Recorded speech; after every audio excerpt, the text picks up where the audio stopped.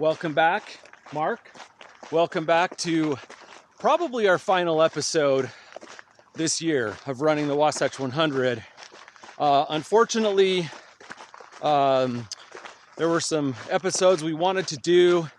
I was traveling 19 out of 31 days in August and also nursing a little bit of an injury, so we couldn't do 2 course previews that we wanted to. But anyway, this will probably be the final episode and final preparations for the race. So hopefully everybody's feeling good.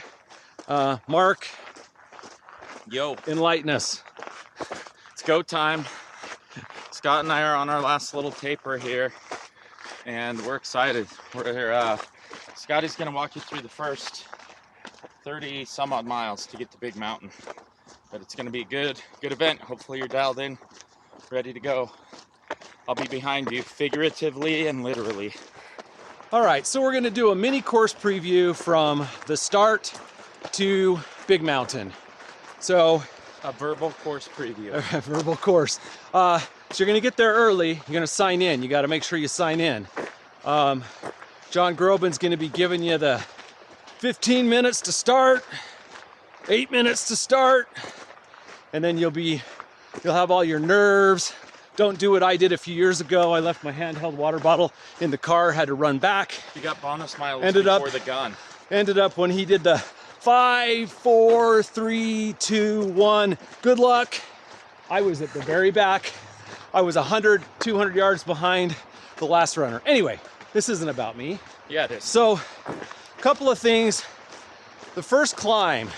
Well, so we had snow today up in the Wasatch, up above what, 10,500? Yeah, something like that. So we've had a lot of rain, and the course, I don't think it's going to be as dusty this year. So with that in mind, it's not as imperative that you get ahead on the Bear Canyon climb. Now, some might want to get up there to avoid the line, but you know, in my opinion, that's not a part of the course that you want to take too fast. So not really that big of a deal in my opinion. So, but whatever position you want to be in and get to that climb up Bear Canyon, and it's steep. What is it, 4,000 plus feet? It feels like double that at times. It's a grind, and I would just suggest don't ever feel the burn. If you're ever feeling the legs burning, back it off. Don't push at all there. And then when you get to the top, you'll see the big balls. Actually, you'll see the big balls all the way up, the radio towers. And then when you get to the top, so you will get up to the top, you're gonna be on a double track. It's like a 4-wheel drive road that will take you all the way to the Groban's water drop. And really, that section is going to be mostly downhill or flat. It's very runnable. This is a section where you got to be careful not to run too fast, because it really, you get running, you feel good, and everybody wants to run fast there. So, but everybody go at the pace you feel like you need to be at, but just, I like to keep myself in check there. Yeah, keep in mind you're not even a tenth of the way into the race at that point, so early. And then you get the water at Groban's water stop. I think it's a mile 11-ish, and then from there, so I always want to grab water there, and usually I've got, when I start, at least a 2-liter of water, usually maybe a little bit more, just to be safe. And then at the water stop, I always get water, because I think it's 4 to 5 at least to at least. Yeah, at least. Actually, it might be longer than that. It's longer than that. Bountiful B is, I think it's almost 7, but I'm just pulling this out of my rear right now. Yeah. Anyway, get water, and then to Bountiful B is usually when it starts to heat up a little bit. And this year it is going to be hot. Forecast is 86 degrees in Salt Lake City, and I can guarantee you it's going to be like an oven from Big Mountain to Lambs. And from Sessions all the way to Big Mountain is going to be really hot. But really, when you're going through the little Arthur's Fork, the stream there usually starts to get a little bit warm and heat up. Depends on when you're going through there, but seems like a majority of runners are coming through there when it starts to get warm. So anyway, then you got to climb up to Bountiful B, where you're going to have your first drop bag. I usually like to prep if I need anything extra from a water standpoint. I always drop my headlamp there. You're going to need multiple headlamps for the race, and that's one place that I always drop mine. So, and then pick up your gels or whatever else you need at Bountiful B. Yeah, that climb up to Bountiful B ain't nothing. It's something. So just second big climb of the day. Settle in and just make your way up at one step at a time. And I want to say there's a few false summits in there, false tops. Like you get to one peak and you got to kind of dip back down before you go back up to the aid station. So just know that you got to do it. But it's part of it, and it's a real pretty climb, and it's early. Let those legs warm up. They'll be warm, real warm. Plenty of time. Plenty of time. At Bountiful B, it's usually a very fully stocked aid station. The last time I ran, there was ice there. It was already, like I said, warm. And then you've got to Sessions, it's like between 4 and 5 miles. You're going to be on mostly a double track road. There's a lot of rolling terrain there. There's some good runnable sections, but a lot of rollers. And so just prep for that, and then know that you're leaving behind your last drop bag to Big Mountain, which is going to be several hours. So just prep for that, and prep for the heat. Anything you're going to need: sunscreen, different kind of hat, some type of neck gaiter to keep you cool, whatever you need. Having your drop bag there. A lot of runners will take extra water there too. There used to be an aid station in between called Swallow Rocks, but they've taken that out, and it was hard with that aid station in there. Now that that's gone, it makes it even a little trickier. So I think you're like 11 miles with no aid or something like that. And it takes way longer than you're gonna think. Now, last drop bag, Bountiful B, so grab that and prep. And then when you get to Sessions, prep for the heat. Yep. So anyway, that section from Sessions to Big Mountain, it's 11 miles. It just seems like it goes forever, and it's gonna be starting to get really, really hot. You're also going to have some overgrowth. There's gonna be some really bushy areas to deal with there. And then also lots of kind of wicked up-down climbs. The trails up in places aren't amazing, but just look forward to getting to Big Mountain, where you'll see your crew and maybe pick up a pacer. And that's always, for me, going into Big Mountain is always, I get a lot of juice there. We talked about this in a previous episode. Don't get too amped. Don't run in and like start picking people up and throwing people around. Just Craig Hall. Just kidding. Yeah, I've done it too. So, well, maybe not throwing them around, but anyway, get really Maybe excited. because Craig Hall finished like a freaking champ that year. So anyway, just be prepared for that long section, and you'll get through, and everything will be good. Now we've got a mini preview of Lambs to Brighton. Mark's going to talk about that. Yeah, we previewed Big Mountain Lambs, so if you haven't seen that video, go check that out. Lambs to Brighton, that's a doozy. So you're gonna hit up your crew at Lambs and then get ready for a night of it. Make sure you got your headlamp and some warmer clothes there. You really start to go up in elevation. Get on the Wasatch Crest Trail. We'll get to that part in a second, but it's gonna get way cooler at night, and so be ready for it. So you're gonna leave the Lambs Canyon Aid Station, go up the road for a couple miles, kick right, to a pretty gnarly climb up to Bare Ass Pass that separates Mill Creek and Lambs Canyon. And I've seen some carnage on that climb. I've experienced my own. And so that's just a deliberate, purposeful, smart climb up to Bare Ass Pass. Once you get up to Bare Ass, you got a descent down into Mill Creek, which is a little rocky, a little rolly, a little rumbly. Just be safe there, watch the ankles, have fun. I wouldn't let it rip yet though. Still a little too early. You're gonna cross Mill Creek Road at Elbow Fork and hit a new trail that's specifically made as a bypass trail of the road. And I wanna say from there, you're just over 3 miles from Upper Big Water Aid Station. So manage the climb. It's totally doable. It's a great trail. Thanks to everybody who worked on it to put it together. Then you're gonna get into Upper Big Water Aid Station. And I get there in the dark. Some of you front runners will go through in there, the light. But it's in the Upper Mill Creek Canyon, lots of pine trees, and a little creek running through there.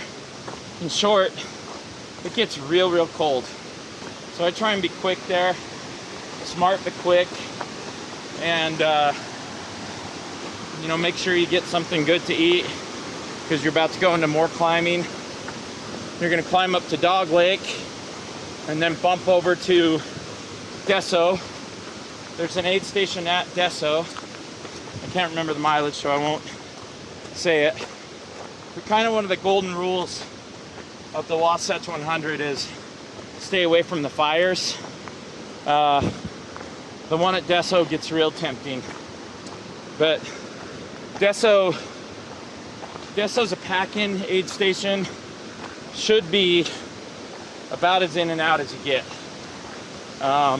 there. Big climb up to Red Lover's Ridge. It's not big. It's actually short, but it's nasty on tired legs. And that'll put you on the crest trail. And you're just gonna roll that thing all the way to Scott's aid station, similar to Deso. I don't like to spend a lot of time there. I think, Scott, you spent a lot of time there one time, didn't you? I did, and they wouldn't let me DNF there. So thankfully. Yep. I tried to DNF there. My pacer and crew made me go to Brighton. From Scott's, fun descent down Puke Hill, and then another fun descent down to the Guardsman Road, and then you're on the road up till you get into Brighton. And it's a fun section. I quickly recapped 26 miles of trail, but it's a great 26 miles. The only sad thing is, for a lot of us, it'll be in the night, so you won't get to see the scenery and beauty, but that's, in my opinion, the best section of the whole course. So just be grateful and purposeful in there. Yeah, I will add a few things. If this is the most runnable section, in my opinion, of the course, if we're talking about a bigger section, very runnable trails. That said, there's a lot of douche grade, a lot of small hills, but the trails are in great shape through this entire section. There's a few spots where they're a little gnarly, but mostly they're great. So a couple things. When you're going out of Lambs, I've seen a lot of people go in and out too quickly. Make sure when you go to Lambs, you gotta have that balance of not eating too much, because I've done this many times. I've seen a lot of people eat too much at Lambs, and then on that climb, they start to get nauseous. So just get enough to get yourself some energy and take some gels, take some stuff for the road. Anyway, it's a great section. It's a great time because it cools off for you to reset. And you went through the hell of the first, almost 50 miles of the course in the heat with a lot of climbing, and now you get to reset and make your way to toward Brighton so you can set yourself up for the finish. Amen. Put the wheels back on at Lambs. So final preparations for this week.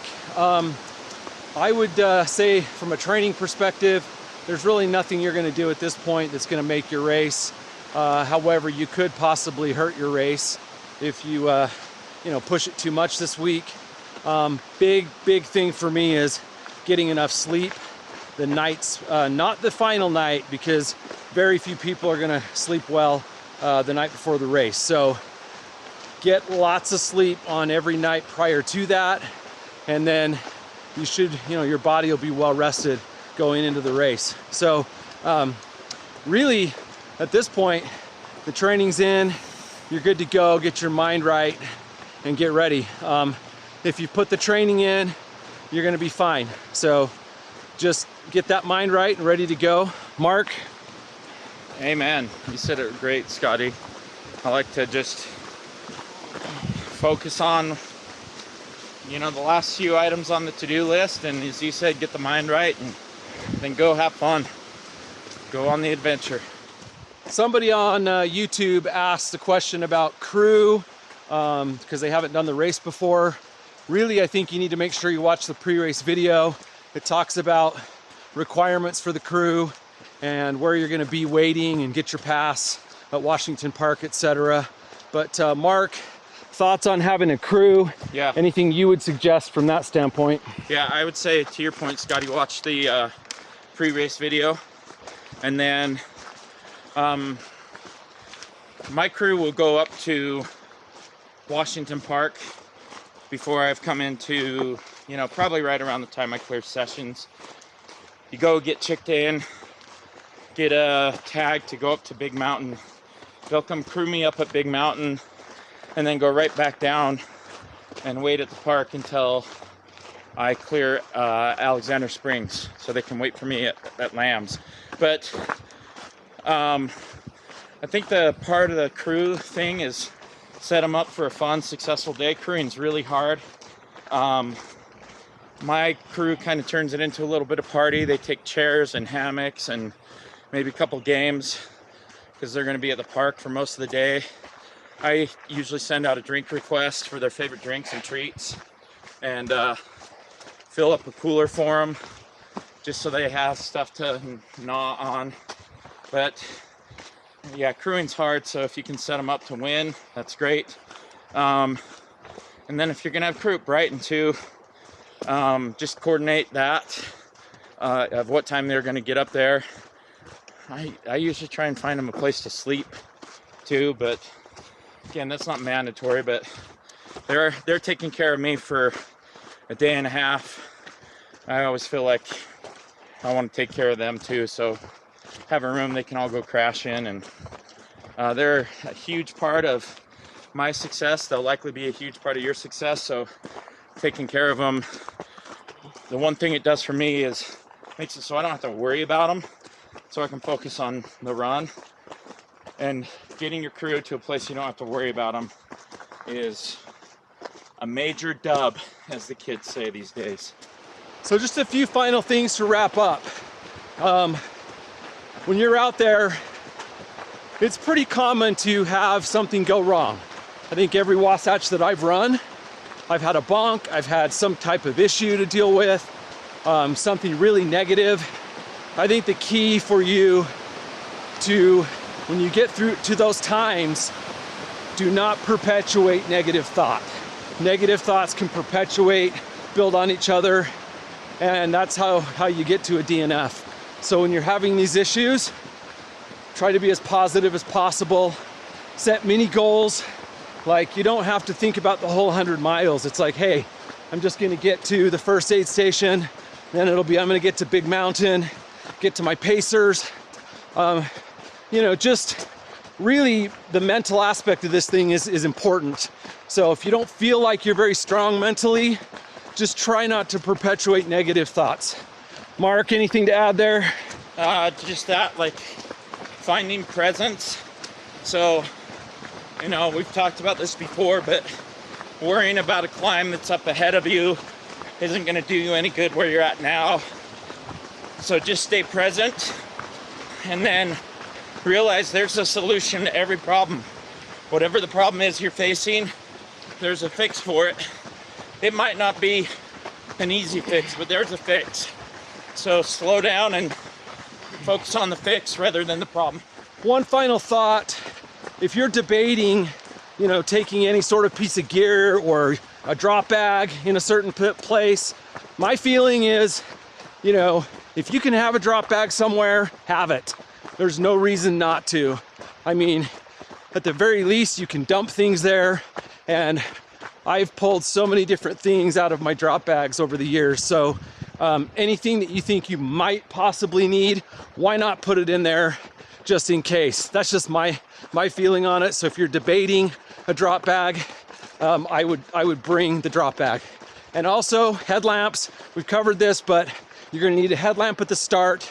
You're going to need a headlamp probably around Lambs through upper Big Water area, and then make sure that you've got a lamp that's going to last all night. So maybe you have a replacement at Brighton. We're wrapping it up. This is the end of the videos.